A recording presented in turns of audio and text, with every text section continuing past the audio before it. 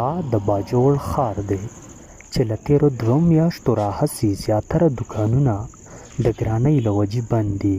که یو سیټ ته د خوراک سامانونه ډېر ګران شوي نو بل سیټ ته پېټرول او د ګاډو خرچې هم ډېرې زیاتې شوي او د بازار دوکانداران هم د غربت د وجې ډېر پریشانه دي.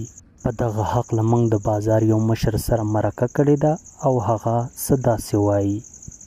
چې ځینې په اتفاق سره کله چې سیاسي خلک اتفاق نه کړی که نه هرو پارټیانو اتفاق نه کړی نو دا ملک ترقي نشي کولی نه شو.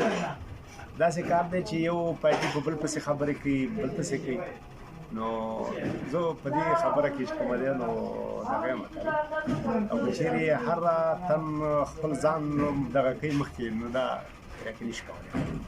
ګرانکوشي په دې وجه راځي چې بې اتفاقي د وجې هر پارټي چې کومه دی نن سبا هر سړی وایي چې یاره زه یم که نه هر سړی چې حق څوک چې زه یم که نه او بل وایي زه یم دا دواړه به نه وي او په یو وایي چې تی او بل وایي چې تی نو دا دواړه به وي که نه. زیاتره دوکانداران دا هم وایي چې د شهباز شریف د حکومت سره عوام د غربت سره نور هم مخ شو.